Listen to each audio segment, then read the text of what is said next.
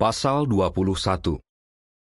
Ia berjuang mengatasi rasa takut dan keraguan. Paragraf 1-3, pertanyaan. Apa yang telah Petrus saksikan pada hari yang penting itu, dan apa yang ia alami pada malam harinya? Petrus mendayung sekuat tenaga sambil memandang kegelapan malam. Apakah di ufuk timur itu cahaya samar-samar pertanda fajar akhirnya menyingsing? Otot-otot punggung dan bahunya sudah terasa nyeri karena berjam-jam mendayung. Angin yang menerpa rambutnya telah membuat laut Galilea bergelora.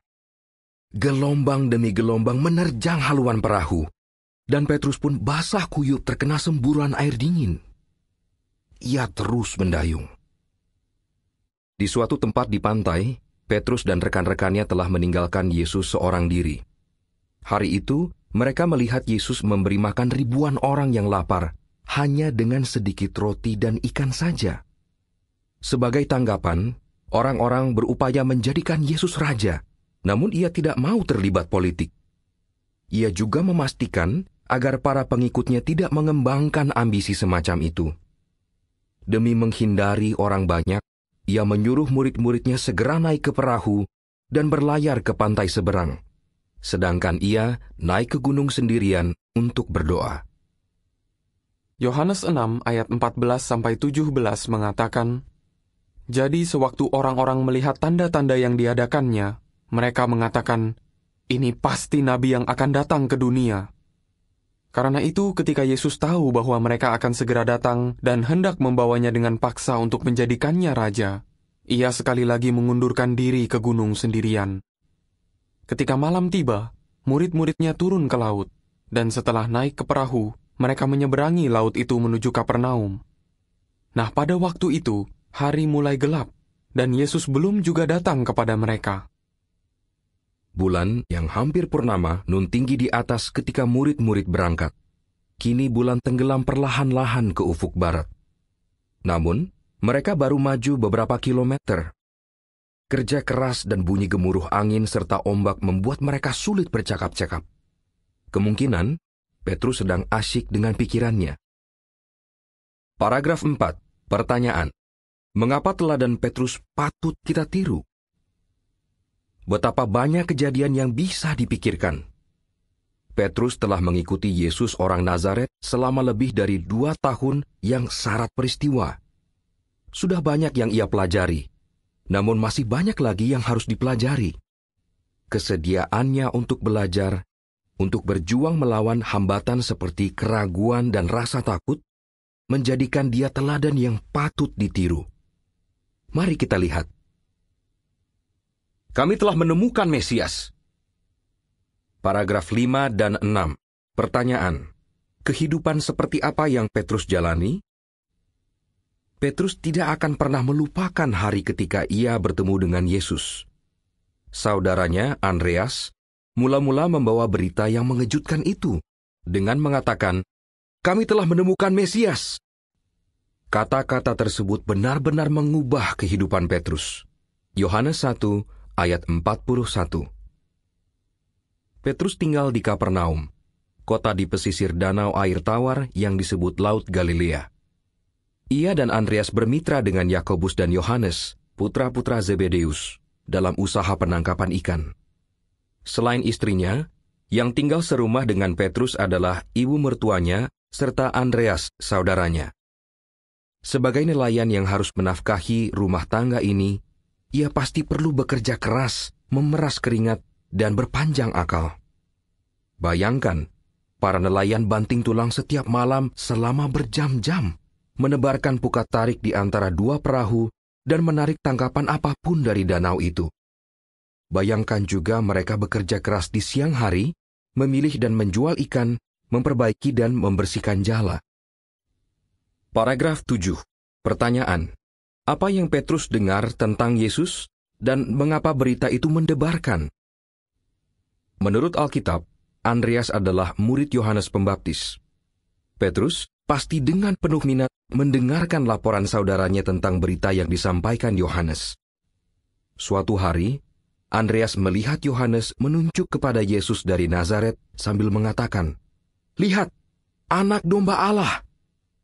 Andreas segera menjadi pengikut Yesus dan dengan penuh semangat memberitahu Petrus berita yang mendebarkan ini.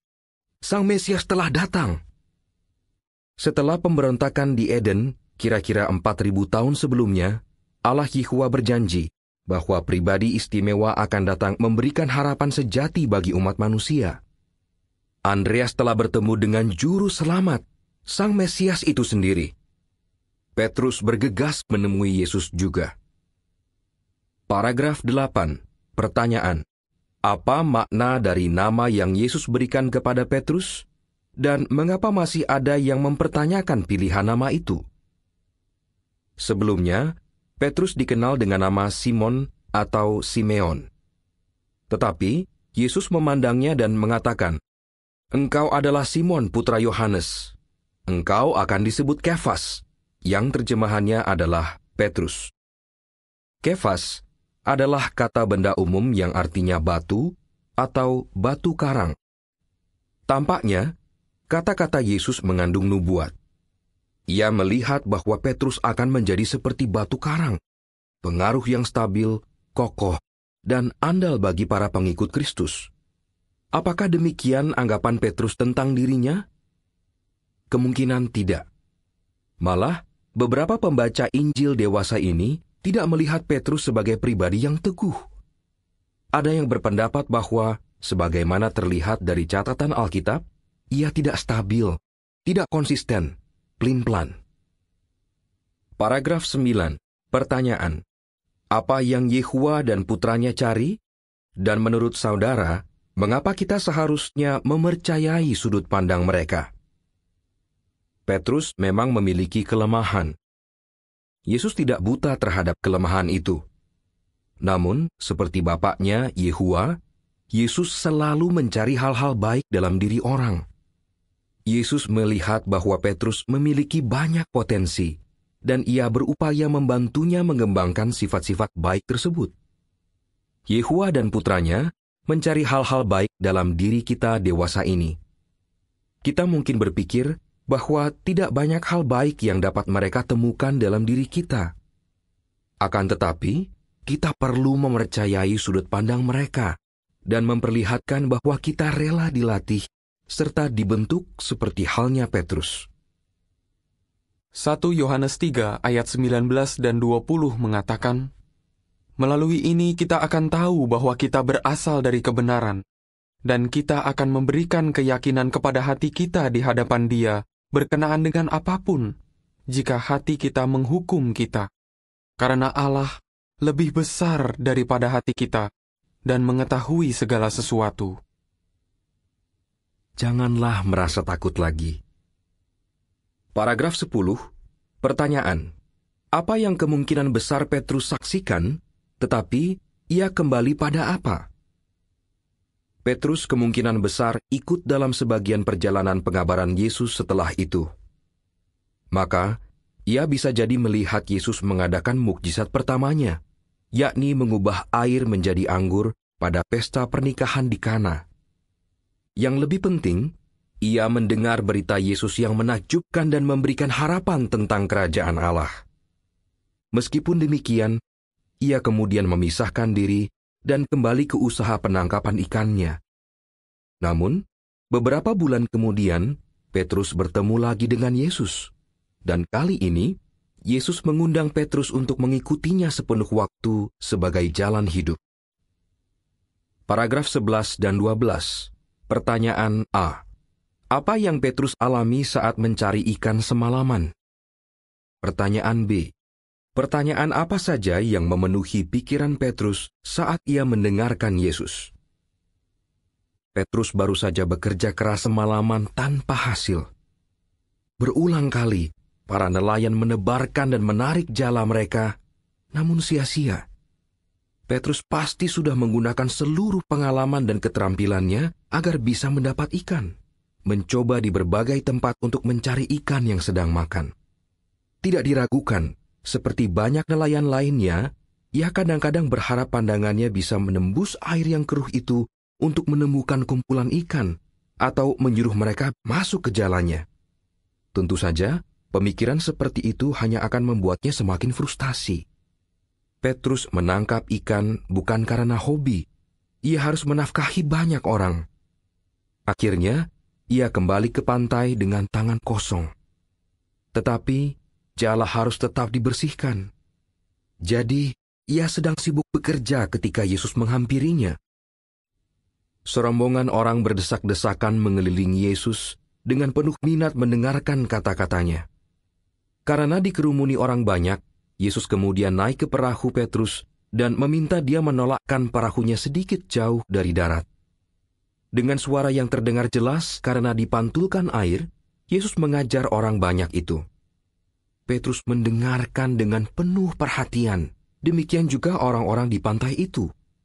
Ia tidak pernah jemu mendengar Yesus mengembangkan tema utama pengabarannya, Kerajaan Allah.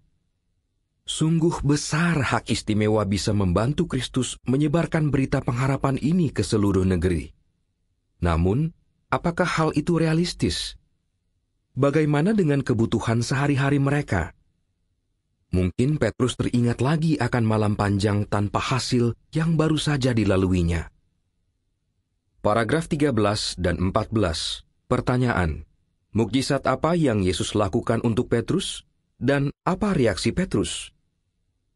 Setelah selesai berbicara, Yesus mengatakan kepada Petrus, "Bertolaklah ke tempat yang dalam, dan kamu sekalian labuhkan jalamu untuk mendapat tangkapan." Dengan penuh keraguan, Petrus mengatakan, "Guru, sepanjang malam kami berjerih lelah dan tidak memperoleh apa-apa. Tetapi atas perintahmu, aku akan melabuhkan jala." Petrus baru saja mencuci jalanya. Pasti, Petrus sama sekali tidak ingin menurunkannya lagi. Apalagi sekarang saat ikan tidak sedang mencari makan. Meskipun demikian, ia patuh. Kemungkinan sambil mengisyaratkan kepada rekan-rekannya di perahu kedua supaya mengikuti mereka.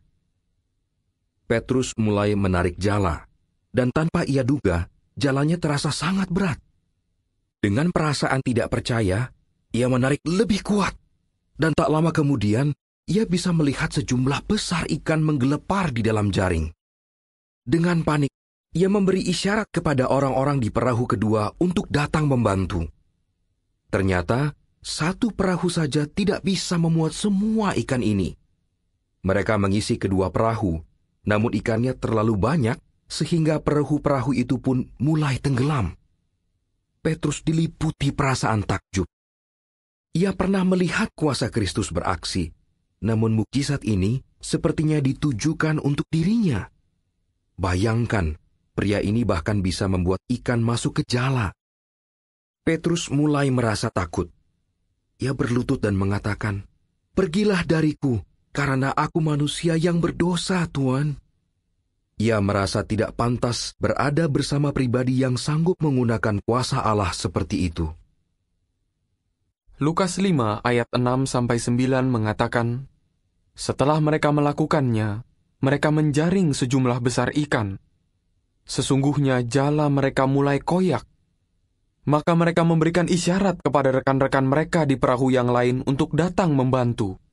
Dan mereka itu pun datang, lalu mereka mengisi kedua perahu itu, sehingga perahu-perahu itu mulai tenggelam. Ketika melihat hal ini, Simon Petrus sujud pada lutut Yesus dan mengatakan, "Pergilah dariku, karena aku manusia yang berdosa, Tuan." Oleh karena tangkapan ikan yang mereka peroleh itu, perasaan heran menguasai dia dan semua orang yang bersamanya. Paragraf 15. Pertanyaan: bagaimana Yesus mengajar Petrus bahwa keraguan dan ketakutannya tidak berdasar? Yesus dengan ramah mengatakan, "Janganlah merasa takut lagi. Mulai sekarang, engkau akan menangkap manusia hidup-hidup." Lukas 5 ayat 10 dan 11. Ini bukanlah waktu untuk merasa ragu atau takut. Keraguan Petrus mengenai urusan sehari-hari, seperti menangkap ikan, tidak beralasan. Perasaan takutnya tentang kesalahan dan kekurangannya juga tidak berdasar. Yesus harus melakukan pekerjaan yang besar, suatu pelayanan yang bakal mengubah sejarah. Ia melayani Allah yang akan memberi ampun dengan limpah. Yesaya 55 ayat 7. Yehua akan mengurus kebutuhan mereka, baik jasmani maupun rohani. Paragraf 16. Pertanyaan. Apa tanggapan Petrus, Yakobus, dan Yohanes terhadap undangan Yesus? Dan mengapa itu adalah keputusan yang terbaik? Petrus segera menanggapi, demikian pula Yakobus dan Yohanes. Mereka membawa kembali perahu-perahu itu ke darat, lalu meninggalkan segala sesuatu dan mengikuti Dia. Lukas 5 ayat 11. Petrus beriman kepada Yesus dan pribadi yang mengutus Yesus. Itu adalah keputusan terbaik sepanjang hidupnya. Dewasa ini, orang Kristen yang mengatasi keraguan dan rasa takut demi melayani Allah juga memperlihatkan iman. Keyakinan kepada Yehua seperti itu tidak pernah salah tempat. Mengapa engkau mengalah kepada keraguan? Paragraf 17. Pertanyaan. Apa saja yang Petrus alami selama 2 tahun sejak ia bertemu Yesus? Sekitar 2 tahun setelah bertemu Yesus, Petrus sedang mendayung di Laut Galilea sebagaimana disebutkan di awal. Malam itu, angin bertiup kencang. Kita tentu tidak bisa tahu kenangan apa saja yang terlintas di benaknya. Ada banyak sekali. Yesus telah menyembuhkan ibu mertua Petrus. Ia telah menyampaikan khotbah di gunung. Berulang kali, melalui ajaran dan pekerjaannya yang penuh kuasa, ia telah mempertunjukkan bahwa ia adalah Sang Mesias, orang pilihan Yehua. Seraya bulan-bulan berlalu, kelemahan Petrus, seperti kecenderungan untuk mengalah kepada dorongan rasa takut dan keraguan, pasti sudah berkurang. Yesus malah telah memilih Petrus sebagai salah satu dari ke-12 rasul. Namun, Petrus akan segera tahu bahwa ia belum mengalahkan rasa takut dan keraguan secara tuntas. Paragraf 18 dan 19. Pertanyaan A. Lukiskan apa yang Petrus lihat di Laut Galilea. Pertanyaan B. Bagaimana Yesus mengabulkan permintaan Petrus? Selama giliran jaga malam keempat atau kira-kira antara pukul 3 pagi dan matahari terbit, Petrus tiba-tiba berhenti mendayung dan duduk tegak. Di sana, di balik gelombang, ada sesuatu yang bergerak. Apakah itu semburan ombak yang memantulkan cahaya bulan? Bukan, karena bayangan itu tidak bergoyang-goyang dan tegak lurus. Ternyata itu orang. Ya, orang. Dan ia sedang berjalan di permukaan laut. Setelah mendekat, orang itu seakan-akan mau melewati mereka. Karena sangat ketakutan, murid-murid mengira itu semacam penampakan. Orang itu berbicara, "Tabahlah, ini aku. Jangan takut." Itu Yesus. Matius 14 ayat 27. Petrus menjawab, "Tuan, jika itu engkau, perintahkanlah aku untuk datang kepadamu di atas air." Reaksi spontannya penuh keberanian. Karena takjub menyaksikan mukjizat yang unik ini, Petrus ingin imannya diteguhkan lebih jauh. Ia mau merasakan sendiri mukjizat itu. Dengan ramah, Yesus menyuruhnya mendekat. Petrus memanjat sisi perahu dan turun ke permukaan laut yang bergelombang. Bayangkan perasaan Petrus sewaktu menyentuh pijakan yang keras di kakinya dan kemudian berdiri di atas air. Ia pasti terkagum-kagum seraya berjalan ke arah Yesus. Namun, dorongan lain segera menguasainya. Matius 14 ayat 29 mengatakan, ia mengatakan, "Marilah!" Maka Petrus setelah turun dari perahu, berjalan di atas air dan pergi menuju Yesus. Paragraf 20. Pertanyaan A. Mengapa Petrus kehilangan fokus dan apa akibatnya? Pertanyaan B. Pelajaran apa yang Yesus berikan kepada Petrus? Petrus perlu tetap berfokus pada Yesus. Dengan menggunakan kuasa Yehua, Yesuslah yang membuat Petrus bisa tetap berjalan di atas ombak. Dan ia melakukannya sebagai tanggapan atas iman Petrus kepadanya. Namun, Petrus mulai tersimpangkan. Kita membaca, ketika memandang badai, ia menjadi takut. Petrus melihat bagaimana ombak menerjang perahu, menyemburkan air dan buih, dan ia mulai panik. Ia mungkin membayangkan dirinya tenggelam di danau itu. Seraya perasaan takut memenuhi hatinya, imannya berkurang. Pria yang dinamai batu karang karena potensinya untuk menjadi teguh itu, mulai tenggelam seperti batu karena imannya goyah. Petrus seorang perenang ulung, tetapi kini ia tidak mengandalkan kemampuan itu. Ia berteriak, "Tuhan, selamatkanlah aku!" Yesus menangkap tangannya serta menariknya. Kemudian, sementara masih di atas air, ia menandaskan pelajaran penting ini kepada Petrus. "Engkau yang imannya kecil, mengapa engkau mengalah kepada keraguan?" Matius 14 ayat 30 dan 31. Paragraf 21. Pertanyaan: mengapa keraguan itu berbahaya dan bagaimana kita dapat memeranginya? Mengalah kepada keraguan. Ungkapan yang sangat cocok. Keraguan bisa menjadi daya perusak yang kuat. Jika kita terus ragu, iman kita bisa semakin lemah dan akhirnya hancur. Kita perlu memeranginya sekuat tenaga. Caranya? Dengan tetap mempunyai fokus yang benar. Jika kita terus memikirkan hal-hal yang membuat kita takut, yang mengecilkan hati kita, yang menyimpangkan kita dari Yehua dan putranya, keraguan kita akan bertumbuh. Jika kita berfokus kepada Yehua dan putranya, pada apa yang telah, sedang, dan akan mereka lakukan bagi orang-orang yang mengasihi mereka, iman kita tidak akan dikikis oleh keraguan. Paragraf 22. Pertanyaan: mengapa iman Petrus layak ditiru? Sementara Petrus mengikuti Yesus kembali ke perahu, ia melihat badai mereda. Laut Galilea mulai tenang. Petrus dan murid-murid lainnya menyatakan, "Engkau benar-benar putra Allah." Matius 14 ayat 33. Sewaktu fajar mulai menyingsing di danau itu, hati Petrus pasti dipenuhi rasa syukur. Ia membuang keraguan dan rasa takut. Memang, masih banyak perubahan yang harus ia buat sebelum menjadi orang Kristen yang seteguh batu karang, seperti yang Yesus lihat dalam dirinya.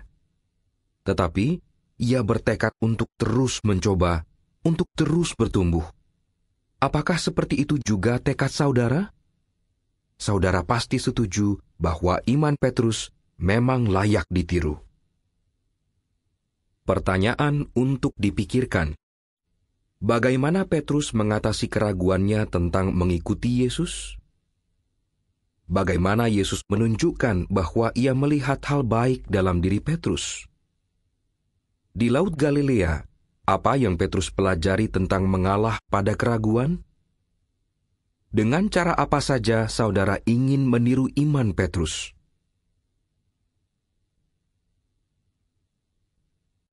Pasal 22. Ia loyal menghadapi berbagai ujian. Paragraf 1 dan 2. Pertanyaan: apa yang mungkin Petrus harapkan sewaktu Yesus berbicara di Kapernaum, tetapi apa yang justru terjadi? Petrus dengan cemas memerhatikan wajah para pendengar Yesus yang mengelilinginya. Mereka tengah berada di sinagoga di Kapernaum. Petrus tinggal di kota ini. Bisnis penangkapan ikannya ada di sini, di pantai utara Laut Galilea. Teman, kerabat, dan rekan bisnisnya pun banyak yang tinggal di sini. Petrus tentunya sangat ingin agar orang-orang sekotanya melihat Yesus seperti dia melihatnya, dan merasakan sukacita yang juga dia rasakan karena belajar tentang kerajaan Allah dari guru terbesar yang pernah ada ini. Namun, tampaknya hal itu tidak akan terjadi kali ini. Banyak orang tidak mau lagi mendengarkan. Ada yang terang-terangan menggerutu, tidak setuju dengan inti berita Yesus. Namun yang paling merisaukan Petrus ialah reaksi beberapa murid Yesus. Wajah mereka tidak lagi memancarkan kebahagiaan karena mendapatkan pencerahan, kegembiraan karena menemukan hal baru, sukacita karena belajar kebenaran. Sekarang, mereka kelihatan kesal, bahkan marah. Ada yang angkat suara, mengatakan bahwa ucapan Yesus mengejutkan. Karena tidak sudi lagi mendengarkan, mereka pun meninggalkan sinagoga dan tidak mau lagi mengikuti Yesus. Yohanes 6 ayat 60 dan 66 mengatakan, oleh karena itu, banyak di antara murid-muridnya ketika mereka mendengar hal itu mengatakan, perkataan ini mengejutkan, siapa yang dapat mendengarkannya? Oleh karena hal itu, banyak muridnya pergi kepada perkara-perkara di belakang dan tidak lagi berjalan bersama dia. Paragraf 3. Pertanyaan. Iman Petrus berulang kali membantunya melakukan apa? Itu merupakan saat yang sulit bagi Petrus maupun rekan-rekan rasulnya. Petrus tidak sepenuhnya memahami apa yang Yesus katakan hari itu. Ia tentu dapat mengerti mengapa ucapan Yesus mungkin terdengar menjijikkan jika dipahami secara harfiah. Apa yang akan Petrus lakukan? Itu bukanlah kali pertama loyalitasnya kepada tuannya diuji, juga bukan yang terakhir. Mari kita simak bagaimana iman Petrus membantunya berhasil menghadapi berbagai tantangan demikian dan tetap loyal.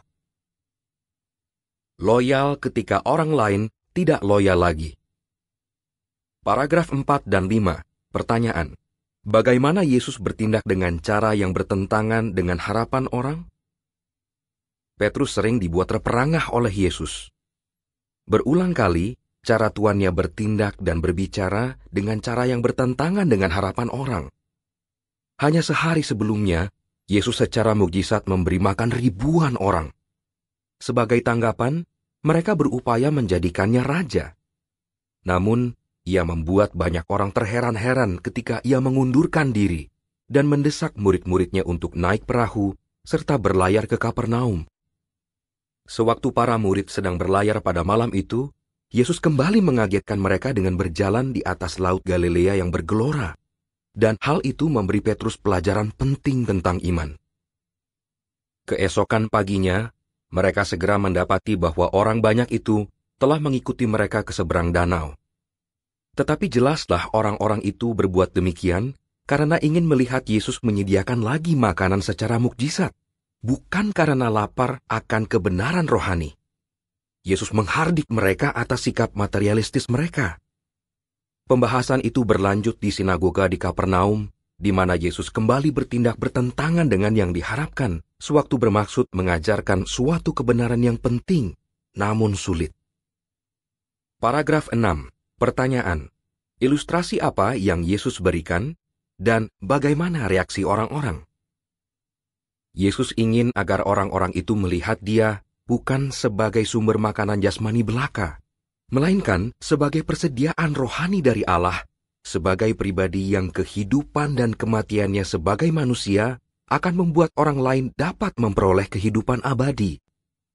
Maka ia menyampaikan sebuah ilustrasi dengan menyamakan dirinya seperti mana, roti yang turun dari surga pada zaman Musa.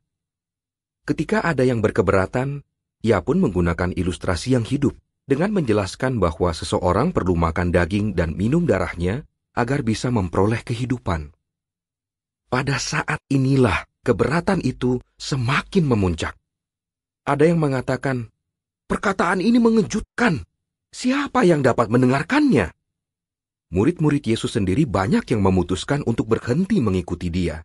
Yohanes 6 ayat 48-60 dan 66.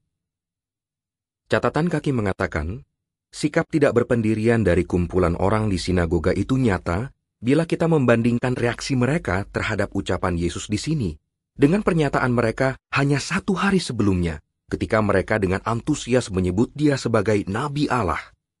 Akhir catatan kaki. Paragraf 7 dan 8.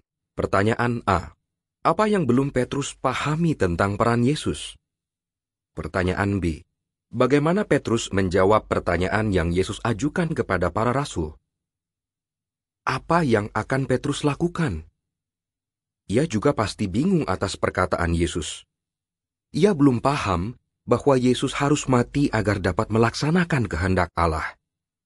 Namun, apakah Petrus tergoda untuk menyelinap pergi seperti murid-murid yang pelin-pelan tersebut yang meninggalkan Yesus hari itu? Tidak. Sesuatu yang penting membedakan Petrus dari orang-orang itu. Apakah itu? Yesus berpaling kepada para rasulnya dan berkata, "Apakah kamu tidak mau pergi juga?" Yohanes 6 ayat 67. Ia berbicara kepada ke-12 rasul, namun Petruslah yang angkat suara. Hal itu sering terjadi. Petrus mungkin adalah yang tertua di antara mereka. Yang pasti, dia yang paling belak-belakan. Tampaknya, Petrus jarang menahan diri untuk mengutarakan apa yang ada di pikirannya. Dalam peristiwa ini, yang ada di pikirannya adalah pernyataan yang indah dan tak terlupakan ini. Tuhan, kepada siapa kami akan pergi? Engkau memiliki perkataan kehidupan abadi. Yohanes 6 ayat 68. Paragraf 9. Pertanyaan. Bagaimana Petrus memperlihatkan loyalitas kepada Yesus? Tidakkah perkataan itu menyentuh hati saudara? Iman kepada Yesus telah membantu Petrus membangun sifat yang sangat berharga, loyalitas. Petrus melihat dengan jelas bahwa Yesus adalah satu-satunya juru selamat dan bahwa Yesus memberikan keselamatan melalui perkataannya, ajarannya tentang kerajaan Allah. Petrus tahu bahwa kalaupun ada sesuatu yang membingungkan dia, tidak ada tempat lain yang dapat dituju jika ia ingin mendapat perkenan Allah dan berkat berupa kehidupan abadi. Paragraf 10. Pertanyaan. Bagaimana kita dewasa ini bisa meniru loyalitas Petrus? Begitukah perasaan saudara? Sayangnya, banyak orang di dunia sekarang mengaku mengasihi Yesus, tetapi gagal dalam ujian loyalitas. Apabila kita ingin memiliki loyalitas sejati kepada Kristus, kita harus berpandangan sama dengan Petrus terhadap ajaran Yesus. Kita harus mempelajarinya, memahami maknanya, dan hidup selaras dengannya. Bahkan jika itu membuat kita terperangah karena berbeda dengan harapan atau pilihan pribadi kita. Hanya jika kita terbukti loyal, kita dapat berharap untuk memperoleh kehidupan abadi yang Yesus inginkan bagi kita. Mazmur 97 ayat 10 mengatakan, Hai orang-orang yang mengasihi Yehua, bencilah apa yang jahat. Ia menjaga jiwa orang-orangnya yang loyal. Dari tangan orang-orang fasik, dibebaskannya mereka. Loyal ketika dikoreksi. Paragraf 11. Pertanyaan. Yesus membawa para pengikutnya pada perjalanan seperti apa? Tidak lama sesudah hari-hari yang sibuk itu, Yesus membawa para rasul dan beberapa muridnya menempuh perjalanan panjang ke arah utara. Puncak Gunung Hermon yang berselimut salju, di batas paling utara tanah perjanjian, kadang-kadang terlihat bahkan dari Laut Galilea yang biru. Lambat laun, gunung itu tampak menjulang semakin tinggi, seraya kelompok tersebut mendekat, mengikuti jalan yang menanjak ke desa-desa di dekat Kaisarea Filipi. Catatan kaki mengatakan, dari pantai Laut Galilea, kelompok tersebut menempuh perjalanan sejauh 50 km, mulai dari ketinggian sekitar 210 meter di bawah permukaan laut, hingga sekitar 350 meter di atas permukaan laut, melewati berbagai kawasan yang alamnya sangat indah. Akhir catatan kaki.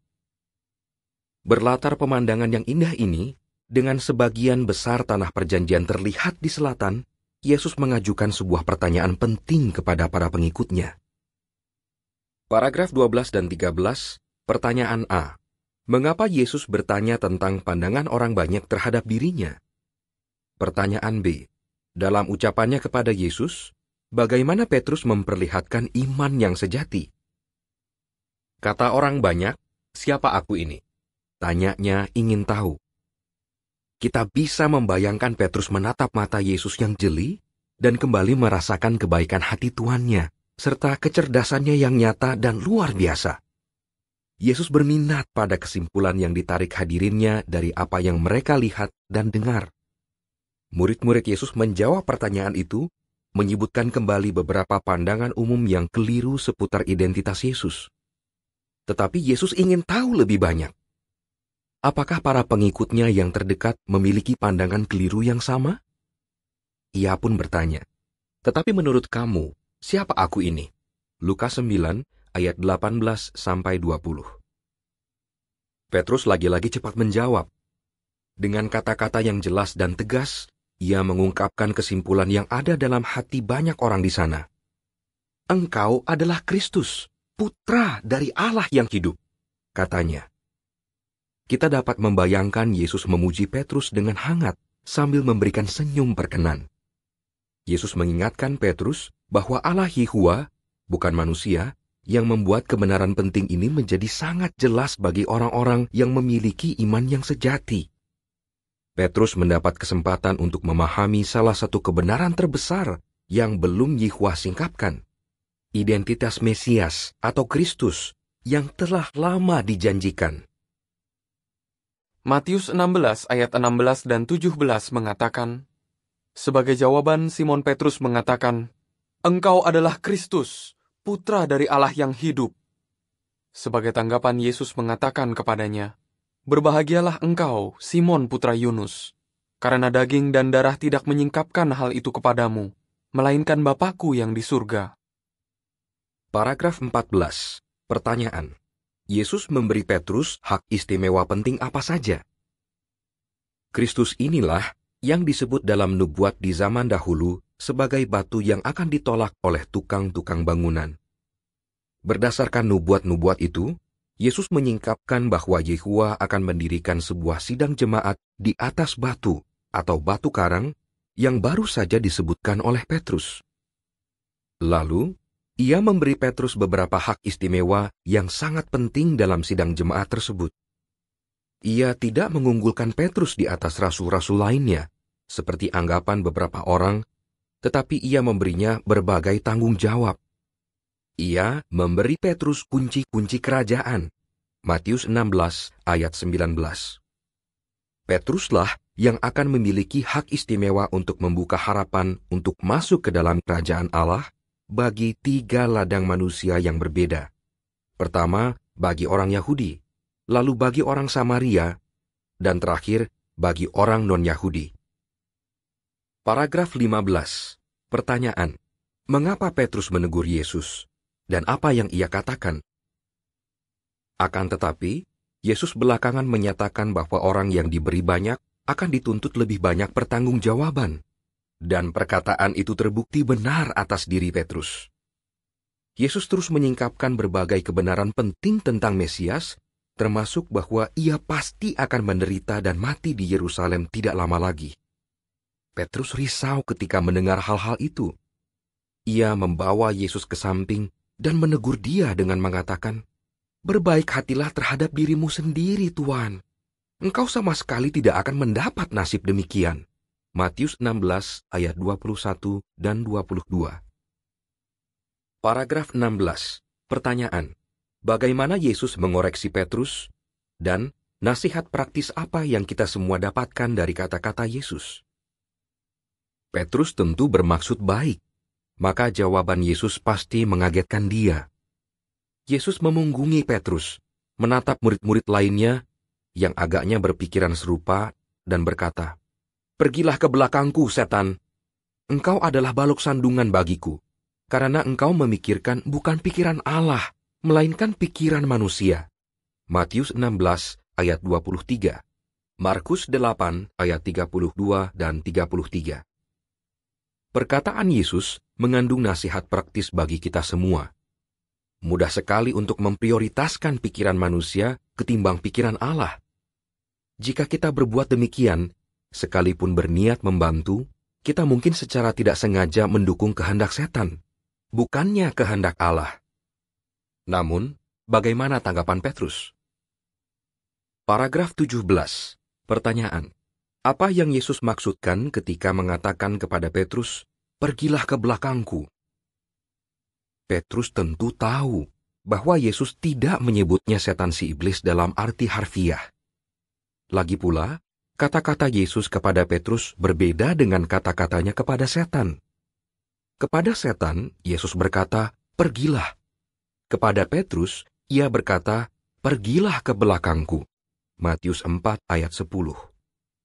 Yesus tidak menolak rasul yang ia lihat memiliki banyak sekali kebaikan ini, tetapi ia sekadar mengoreksi pikiran Petrus yang salah dalam hal ini. Tidak sulit untuk melihat bahwa Petrus tidak boleh berada di depan tuannya sebagai balok sandungan, tetapi kembali ke belakangnya sebagai pengikut yang mendukung. Paragraf 18. Pertanyaan. Bagaimana Petrus memperlihatkan loyalitas? Dan bagaimana kita bisa menirunya? Apakah Petrus membantah, marah, atau kesal? Tidak. Ia dengan rendah hati menerima koreksi. Dengan demikian, ia kembali mempertunjukkan loyalitas. Semua pengikut Kristus membutuhkan koreksi dari waktu ke waktu. Hanya jika kita rendah hati menerima disiplin dan belajar darinya, kita dapat terus mendekat kepada Yesus Kristus dan Bapaknya, Allah Yehova. Amsal 4 ayat 13 mengatakan, "Berpeganglah pada disiplin, jangan lepaskan. Lindungilah dia, karena dialah kehidupanmu." Loyalitas diupahi. Paragraf 19. Pertanyaan. Yesus membuat pernyataan mengagetkan apa? Dan apa yang mungkin Petrus pikirkan? Tak lama kemudian, Yesus membuat pernyataan mengagetkan lainnya. Dengan sungguh-sungguh aku mengatakan kepadamu bahwa ada beberapa dari antara orang-orang yang berdiri di sini yang sama sekali tidak akan mengecap kematian sampai mereka terlebih dahulu melihat Putra Manusia datang dalam kerajaannya. Matius 16 ayat 28. Kata-kata itu pasti membuat Petrus penasaran. Apa kira-kira maksud Yesus? Mungkin Petrus bertanya-tanya, apakah karena baru dikoreksi dengan tegas, ia tidak bakal menerima hak istimewa khusus demikian? Paragraf 20 dan 21. Pertanyaan A. Lukiskan penglihatan yang Petrus saksikan. Pertanyaan B. Bagaimana percakapan di antara sosok-sosok dalam penglihatan itu membantu mengoreksi Petrus? Akan tetapi, kira-kira seminggu kemudian, Yesus mengajak Yakobus, Yohanes, dan Petrus naik ke sebuah gunung yang tinggi, mungkin Gunung Hermon, yang jauhnya hanya beberapa kilometer. Waktu itu, agaknya malam hari, mengingat ketiga pria itu berjuang melawan kantuk. Tetapi, sewaktu Yesus berdoa, terjadilah sesuatu yang mengusir rasa kantuk. Yesus mulai berubah di depan mata mereka. Wajahnya menjadi bersinar, berkilau, hingga secemerlang matahari. Pakaiannya juga putih berkilauan. Lalu, dua sosok tampak bersama Yesus, yang seorang seperti Musa dan yang lain seperti Elia. Mereka bercakap-cakap dengannya tentang kepergiannya yang telah ditentukan untuk ia genapi di Yerusalem, yakni kematian dan kebangkitannya. Petrus jelas-jelas keliru ketika menyatakan bahwa Yesus tidak bakal mengalami penderitaan demikian. Lukas 9 ayat 30 dan 31. Paragraf 22 dan 23. Pertanyaan A. Bagaimana Petrus bersikap antusias dan hangat? Pertanyaan B. Petrus, Yakobus, dan Yohanes menerima upah lain apa malam itu? Petrus merasa terdorong untuk berpartisipasi dengan satu atau lain cara dalam penglihatan yang luar biasa ini. Kelihatannya, Musa dan Elia seolah-olah akan berpisah dengan Yesus. Maka Petrus pun berbicara, "Guru, kami senang berada di sini. Maka biarlah kami mendirikan 3 kemah, satu untukmu, satu untuk Musa, dan satu untuk Elia." Lukas 9 ayat 33. Tentu saja, karena dalam penglihatan, sosok dua hamba Yehova yang sudah lama mati ini tidak membutuhkan tenda. Petrus tidak berpikir masak-masak dulu sebelum berbicara. Namun, tidakkah saudara tertarik kepada pria yang antusias dan hangat ini? Petrus, Yakobus, serta Yohanes menerima upah lain pada malam itu. Suatu awan terbentuk dan menaungi mereka di gunung tersebut. Dari awan itu keluarlah suatu suara, suara Allah Yehova. Ia berkata, "Inilah putraku, pribadi yang telah kupilih. Dengarkan dia." Lalu, penglihatan itu pun berakhir dan hanya mereka dan Yesus saja yang ada di gunung tersebut. Lukas 9 ayat 34-36. Paragraf 24. Pertanyaan A. Apa manfaat yang Petrus dapatkan dari transfigurasi ini? Pertanyaan B. bagaimana kita dewasa ini mendapat manfaat dari penglihatan transfigurasi ini? Penglihatan itu benar-benar merupakan karunia bagi Petrus dan bagi kita. Puluhan tahun kemudian, ia menulis tentang hak istimewa yang ia peroleh malam itu, yakni benar-benar melihat gambaran pendahuluan mengenai Yesus sebagai Raja Surgawi yang mulia dan menjadi salah satu saksi mata kebesarannya. Penglihatan itu meneguhkan banyak nubuat firman Allah dan memperkuat iman Petrus untuk menghadapi berbagai ujian yang masih harus ia alami. 2 Petrus 1 ayat 16-19 mengatakan, "Tidak, sewaktu kami memperkenalkan kepadamu kuasa dan kehadiran Tuhan kita, Yesus Kristus, kami tidak melakukannya dengan mengikuti cerita bohong yang dirancang dengan licik, tetapi dengan menjadi saksi mata kebesarannya. Sebab dari Allah Sang Bapa, Ia menerima kehormatan dan kemuliaan, ketika kata-kata seperti ini disampaikan kepadanya dengan kemuliaan yang besar. Inilah putraku yang kukasihi, kepadanyalah aku berkenan. Ya, kami mendengar kata-kata ini disampaikan dari surga, ketika kami berada bersama Dia di gunung yang kudus. Oleh karena itu, firman nubuat itu menjadi lebih pasti bagi kami.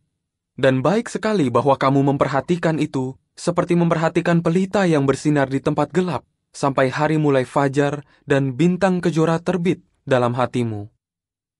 Manfaat serupa dapat kita rasakan jika, seperti Petrus, kita tetap loyal kepada majikan yang telah Yehova lantik atas kita, belajar darinya, menerima disiplin serta koreksinya, dan dengan rendah hati mengikutinya dari hari ke hari. Pertanyaan untuk dipikirkan. Bagaimana iman Petrus menggerakkan dia untuk loyal ketika banyak orang meninggalkan Yesus? Bagaimana iman dan loyalitas Petrus membantu dia menerima koreksi? Bagaimana penglihatan transfigurasi menguatkan iman Petrus? Dengan cara-cara lain apa saudara ingin meniru iman Petrus?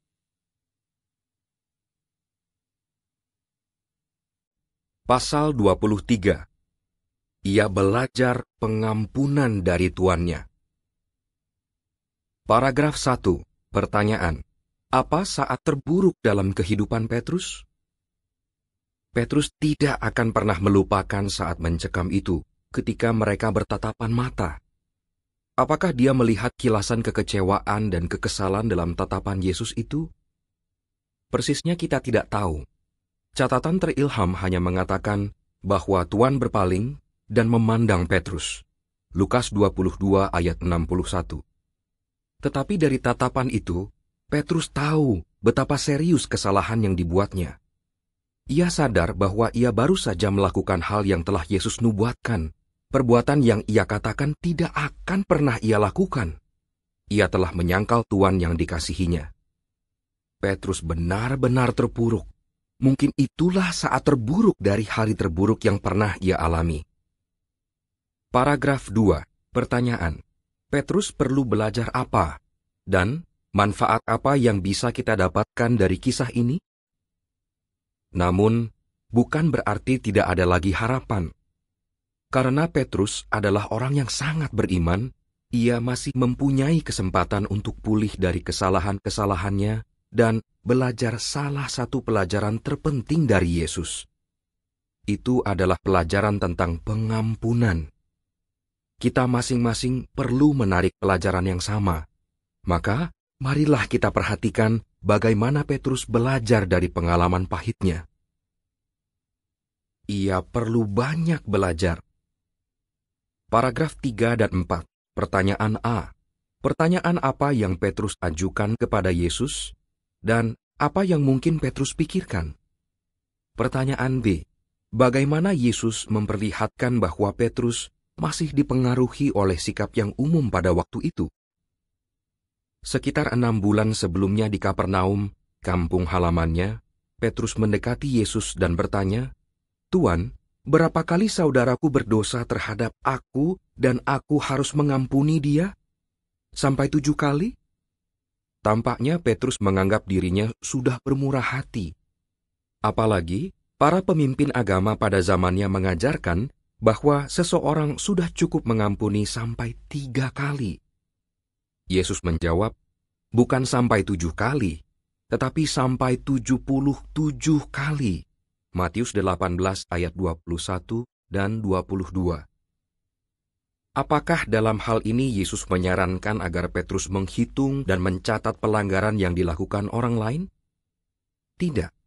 Malah, dengan mengganti angka 7 yang disebutkan Petrus dengan angka 77, Yesus memaksudkan bahwa dalam pengampunan tidak ada batas yang ditetapkan. Yesus memperlihatkan bahwa Petrus telah terpengaruh oleh sikap tidak mau mengampuni dan tidak berperasaan yang umum pada waktu itu. Seolah-olah harus berhitung dahulu kalau mau mengampuni. Namun, pengampunan menurut standar Allah diberikan dengan limpah.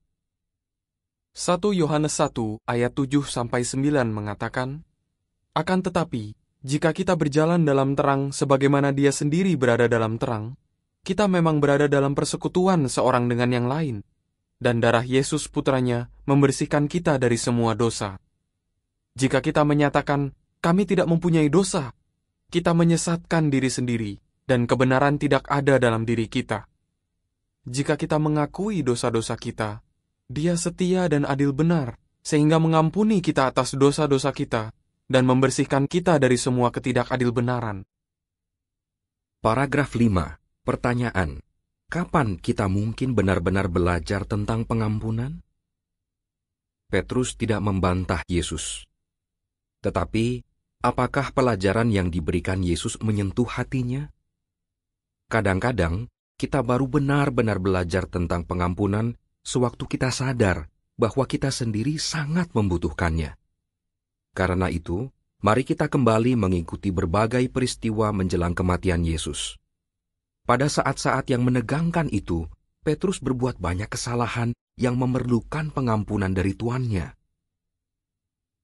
Ia membutuhkan banyak pengampunan. Paragraf 6. Pertanyaan. Apa reaksi Petrus ketika Yesus berupaya mengajar para rasul tentang kerendahan hati? Tetapi, bagaimana sikap Yesus terhadap dia? Malam itu bukan malam biasa. Itu adalah malam terakhir kehidupan Yesus di bumi. Masih banyak yang ingin Yesus ajarkan kepada rasul-rasulnya, misalnya tentang kerendahan hati. Yesus memberikan teladan dengan mencuci kaki mereka, pekerjaan yang biasanya ditugaskan kepada pelayan yang paling rendah. Mula-mula, Petrus mempertanyakan tindakan Yesus itu. Lalu, ia menolak dilayani Yesus. Kemudian, ia berkeras agar Yesus tidak hanya mencuci kakinya, tetapi juga tangan dan kepalanya. Yesus tidak kehilangan kesabarannya, tetapi dengan tenang menjelaskan nilai dan makna dari tindakan itu. Paragraf 7 dan 8. Pertanyaan A. Dengan cara apa saja Petrus kembali menguji kesabaran Yesus? Pertanyaan B. Bagaimana Yesus terus memperlihatkan sikap baik hati dan pengampun? Tak lama kemudian, Petrus kembali menguji kesabaran Yesus. Rasul-rasul itu mulai bertengkar lagi tentang siapa yang terbesar dari antara mereka. Pastilah Petrus terlibat dalam memperlihatkan kesombongan manusia yang memalukan ini. Meski demikian, Yesus mengoreksi mereka dengan baik hati dan bahkan memuji mereka untuk hal-hal baik yang mereka lakukan. Mereka tetap loyal dan setia kepada Tuhan mereka. Namun ia memberitahu bahwa mereka semua akan meninggalkan dia. Petrus menyanggah dengan mengatakan bahwa ia akan tetap berpaut kepada Yesus sekalipun harus mati. Yesus menubuatkan bahwa Petrus malah akan menyangkal tuannya 3 kali pada malam itu juga, sebelum ayam jantan berkokok 2 kali. Petrus tidak hanya membantah apa yang Yesus katakan, ia malah sesumbar bahwa ia akan lebih setia daripada semua rasul lainnya. Apakah Yesus sudah hampir kehilangan kesabaran terhadap Petrus? Tidak. Justru, pada masa yang sulit ini, Yesus tetap mencari hal-hal baik dalam diri para rasulnya yang tidak sempurna. Ia tahu bahwa Petrus akan mengecewakan dia. Namun Yesus berkata, "Aku telah membuat permohonan bagimu, agar imanmu jangan gugur. Dan engkau, apabila engkau sudah kembali, kuatkanlah saudara-saudaramu. Lukas 22 ayat 32. Jadi, Yesus menyatakan keyakinannya bahwa Petrus akan pulih secara rohani dan kembali berdinas dengan setia. Yesus sungguh baik hati dan pengampun. Paragraf 9 dan 10, pertanyaan A, di Taman Getsemani, koreksi apa yang Petrus butuhkan? Pertanyaan B, kesalahan Petrus mengingatkan kita akan apa? Belakangan di Taman Getsemani, Petrus perlu dikoreksi lebih dari 1 kali. Yesus memintanya, beserta Yakobus dan Yohanes, agar tetap berjaga-jaga sewaktu Yesus berdoa. Yesus sangat menderita secara emosi dan perlu dukungan. Tetapi Petrus dan yang lainnya tertidur beberapa kali. Yesus menunjukkan empati dan pengampunan dengan berkata, "Roh memang bergairah, tetapi daging lemah." Markus 14 ayat 32-41. Tak lama kemudian, tibalah gerombolan massa yang membawa obor dan bersenjatakan pedang dan pentung. Di saat seperti itu, mereka perlu bertindak hati-hati dan bijaksana. Namun, Petrus dengan terburu-buru bertindak, mengayunkan pedang ke kepala Malkus, seorang budak imam besar, dan menetak salah satu telinganya. Yesus dengan tenang mengoreksi Petrus, menyembuhkan luka itu, dan menjelaskan sebuah prinsip non-kekerasan yang menjadi pedoman bagi para pengikutnya hingga hari ini. Petrus telah melakukan banyak kesalahan yang memerlukan pengampunan dari tuannya. Pengalamannya ini hendaknya mengingatkan kita bahwa kita semua seringkali tersandung. Yakobus 3 ayat 2 mengatakan, "Karena kita semua seringkali tersandung. Jika seseorang tidak tersandung dalam perkataan, ia adalah manusia sempurna, juga sanggup mengekang seluruh tubuhnya."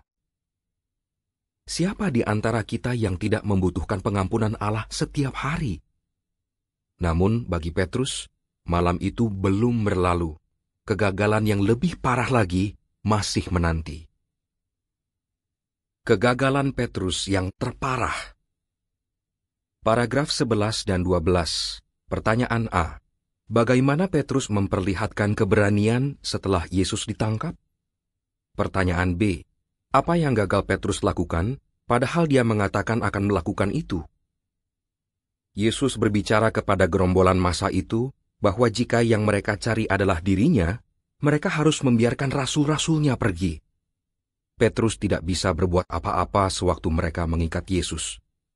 Lalu Petrus melarikan diri, demikian pula rasul-rasul lainnya. Petrus dan Yohanes berhenti berlari, mungkin di dekat rumah mantan imam besar Hanas, tempat Yesus mula-mula dibawa untuk diinterogasi. Seraya Yesus digiring dari sana, Petrus dan Yohanes mengikutinya, tetapi dari jarak cukup jauh. Matius 26 ayat 58. Petrus bukanlah pengecut. Pasti butuh keberanian untuk mengikuti Yesus. Gerombolan itu bersenjata, dan Petrus telah melukai salah seorang dari mereka. Namun, di sini kita tidak melihat kasih yang loyal dalam diri Petrus, seperti yang diakuinya. Rela mati bersama tuannya jika perlu. Paragraf 13. Pertanyaan. Apa satu-satunya cara yang patut untuk mengikuti Kristus? Seperti Petrus, banyak orang dewasa ini mencoba mengikuti Kristus dari jarak cukup jauh, sedemikian rupa agar tidak ada yang memerhatikan. Tetapi, sebagaimana Petrus sendiri tulis belakangan, satu-satunya cara yang patut untuk mengikuti Kristus adalah dengan berupaya sedekat mungkin dengannya, meniru teladannya dalam segala hal, tidak soal konsekuensinya. 1 Petrus 2 ayat 21 mengatakan, "Sebenarnya, kepada haluan inilah kamu dipanggil, karena Kristus menderita bagimu, meninggalkan bagimu suatu model, agar kamu mengikuti langkah-langkahnya dengan saksama." Paragraf 14. Pertanyaan. Apa yang Petrus lakukan pada malam Yesus diadili? Dengan hati-hati Petrus mengikuti rombongan itu, dan akhirnya tiba di gerbang salah satu rumah paling megah di Yerusalem.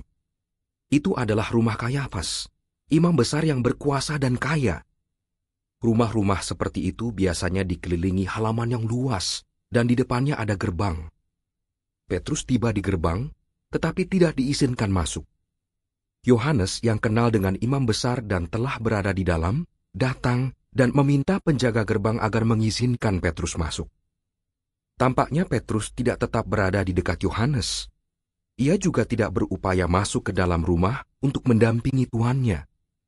Ia tetap di halaman, di mana para budak dan pelayan menghangatkan diri di hadapan api yang terang pada malam yang dingin itu, sambil memerhatikan para saksi palsu yang menuduh Yesus keluar masuk tempat pengadilan. Paragraf 15 dan 16. Pertanyaan. Jelaskan bagaimana nubuat Yesus tentang 3 penyangkalan Petrus tergenap. Karena diterangi api unggun, wanita yang mengizinkan Petrus masuk di gerbang dapat memerhatikannya lebih jelas. Wanita itu mengenalinya. Ia berkata sambil menuduh, "Engkau juga bersama-sama Yesus orang Galilea itu." Karena kaget, Petrus menyangkal bahwa dia mengenal Yesus, atau mengatakan bahwa dia tidak mengerti apa yang dikatakan wanita itu. Ia pergi ke dekat gerbang, berupaya agar tidak menarik perhatian, tetapi seorang wanita lain memerhatikan dia dan menuduhkan hal yang sama. "Pria ini bersama-sama Yesus, orang Nazaret itu." Petrus bersumpah, "Aku tidak mengenal orang itu." Matius 26 ayat 69-72. Boleh jadi, baru setelah penyangkalan yang kedua inilah Petrus mendengar ayam jantan berkokok. Tetapi perhatiannya tersimpangkan sehingga ia tidak mengingat nubuat yang Yesus ucapkan hanya beberapa jam sebelumnya. Tidak lama setelah itu, Petrus masih berupaya sedapat mungkin agar tidak diperhatikan orang. Tetapi, sejumlah orang yang berdiri di sekitar halaman menghampirinya. Salah satu di antara mereka masih kerabat dengan Malkus, hamba yang dilukai Petrus. Ia berkata kepada Petrus, "Aku melihat engkau di taman bersama dia, bukan?" Yohanes 18 ayat 26 dan 27. Petrus merasa perlu meyakinkan mereka bahwa mereka salah. Karena itu, ia bersumpah atas kata-katanya dengan mengatakan bahwa ia bersedia kena kutuk kalau ia berdusta. Itulah kali ketiga Petrus menyangkal Yesus. Segera setelah kata-kata itu diucapkannya, terdengarlah suara ayam jantan berkokok. Kokok yang kedua yang Petrus dengar malam itu. Paragraf 17 dan 18. Pertanyaan A. Bagaimana reaksi Petrus ketika menyadari betapa parah ia telah mengecewakan tuannya? Pertanyaan B. Apa yang mungkin Petrus pikirkan? Yesus baru saja keluar ke balkon di atas halaman. Pada saat itu, seperti digambarkan di awal, Yesus bertatapan mata dengan Petrus. Petrus langsung sadar betapa parah ia telah mengecewakan tuannya. Petrus meninggalkan halaman, hancur oleh beratnya perasaan bersalah. Ia melangkah menuju jalanan kota itu, diterangi cahaya bulan purnama yang sedang tenggelam. Matanya berkaca-kaca. Air matanya pun berlinang. Hatinya remuk dan ia menangis dengan getir. Saat seseorang menyadari seriusnya kesalahan yang dibuatnya, sangat mudah baginya untuk beranggapan bahwa dosanya terlalu berat, sehingga mustahil diampuni. Boleh jadi itu juga yang dipikirkan Petrus. Apakah memang dia tidak dapat diampuni lagi? Apakah Petrus sudah tidak mungkin diampuni? Paragraf 19. Pertanyaan. Apa yang pasti Petrus rasakan mengenai kegagalannya? Namun dari mana kita tahu bahwa ia tidak tenggelam dalam keputusasaan? Sulit untuk membayangkan betapa pedihnya perasaan Petrus saat fajar menyingsing dan kejadian-kejadian pada hari itu terus berlanjut. Pastilah dia memaki-maki dirinya ketika Yesus meninggal pada sore harinya setelah berjam-jam disiksa. Pastilah Petrus merasa pilu ketika teringat bagaimana dia telah turut menambah kepedihan tuannya pada hari itu yang ternyata adalah hari terakhir kehidupan Yesus sebagai manusia. Meski kepedihannya sangat dalam, Petrus tidak tenggelam dalam keputusasaan. Kita mengetahui hal ini karena kita tahu dia mulai bergabung lagi dengan saudara-saudaranya. Pastilah semua rasul itu menyesali tindakan mereka pada malam yang kelam itu, maka mereka pun saling menghibur. Paragraf 20. Pertanyaan. Apa yang dapat kita pelajari dari tindakan Petrus ketika ia membuat salah satu keputusan yang bijaksana? Di sini, kita melihat Petrus membuat salah satu keputusan yang paling bijaksana.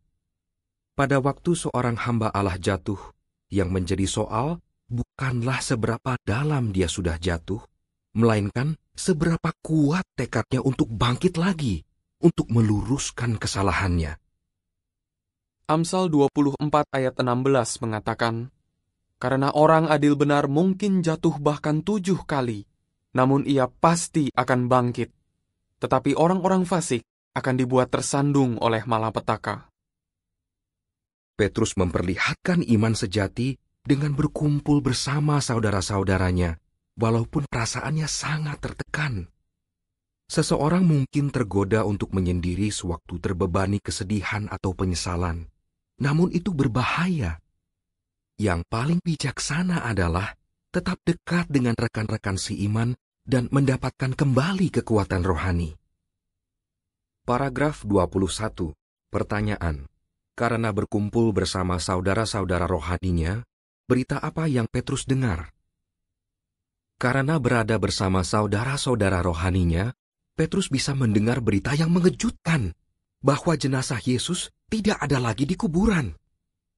Petrus dan Yohanes berlari ke makam tempat Yesus dikuburkan, dan penutupnya telah dimeteraikan atau disegel. Yohanes, yang kelihatannya lebih muda, tiba lebih dahulu. Melihat makam sudah terbuka, ia ragu-ragu untuk masuk.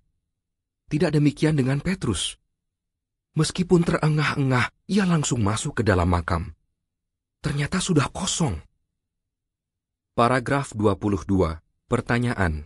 Apa yang membuat segala sisa kesedihan dan keraguan dalam hati Petrus sirna? Apakah Petrus percaya bahwa Yesus telah dibangkitkan? Mula-mula tidak, meski beberapa wanita yang setia melaporkan bahwa malaikat-malaikat telah menampakkan diri kepada mereka untuk memberitahu bahwa Yesus telah bangkit. Tetapi sebelum hari itu berakhir, segala sisa kesedihan dan keraguan pun sirna dari hati Petrus. Yesus telah hidup, kini sebagai makhluk roh yang perkasa. Ia menampakkan diri kepada semua rasulnya. Akan tetapi, pertama-tama dia melakukan sesuatu yang bersifat pribadi. Pada hari itu, menurut para rasul, sesungguhnya Tuhan telah dibangkitkan dan ia menampakkan diri kepada Simon. Lukas 24 ayat 34. Demikian pula, Rasul Paulus belakangan menulis bahwa pada hari yang istimewa itu, Yesus menampakkan diri kepada Kefas, kemudian kepada ke-12 murid itu. 1 Korintus 15 ayat 5. Kefas dan Simon adalah nama lain untuk Petrus. Yesus menampakkan diri kepadanya pada hari itu. Kelihatannya sewaktu Petrus sedang sendirian. Paragraf 23. Pertanyaan. Mengapa orang Kristen dewasa ini yang jatuh ke dalam dosa perlu mengingat pengalaman Petrus? Dalam Alkitab, perincian tentang reuni yang sangat mengharukan ini tidak dicatat. Yang tahu hanya Yesus dan Petrus. Kita hanya bisa membayangkan betapa tersentuh perasaan Petrus ketika melihat Tuhan yang dikasihinya itu hidup lagi dan ia mendapat kesempatan untuk mengungkapkan kesedihan dan pertobatannya.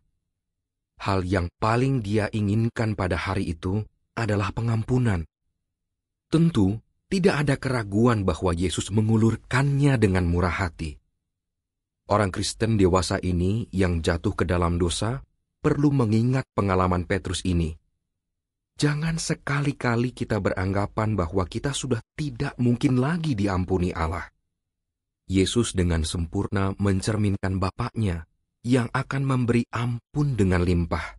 Yesaya 55 ayat 7. Bukti lebih lanjut bahwa ia diampuni. Paragraf 24 dan 25. Pertanyaan A. Lukiskan seperti apa malam ketika Petrus mencari ikan di Laut Galilea. Pertanyaan B.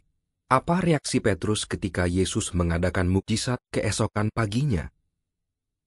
Yesus menyuruh rasul-rasulnya pergi ke Galilea, di mana mereka akan bertemu Dia lagi. Sewaktu tiba di sana, Petrus memutuskan pergi ke Laut Galilea untuk menangkap ikan. Ada beberapa orang yang menyertainya. Sekali lagi, Petrus berada di danau tempat ia telah menghabiskan sebagian besar masa mudanya. Suara derit perahu, suara gemercik gelombang laut, kasarnya jala ikan di tangan, terasa begitu akrab. Para pria tersebut sama sekali tidak berhasil menangkap ikan pada malam itu. Namun menjelang pagi, seseorang berseru dari pantai dan menyuruh mereka menebarkan jala ke sisi lain perahu. Mereka melakukannya dan mendapat tangkapan besar sebanyak 153 ekor ikan. Petrus tahu siapa orang itu. Ia terjun dari perahu dan berenang ke pantai. Sewaktu di pantai, Yesus menghidangkan kepada sahabat-sahabat setianya ikan yang dibakar di atas arang. Ia memberikan perhatian khusus kepada Petrus. Paragraf 26 dan 27. Pertanyaan A. Kesempatan apa yang 3 kali Yesus berikan kepada Petrus? Pertanyaan B. Yesus memberikan bukti apa bahwa ia sudah sepenuhnya mengampuni Petrus?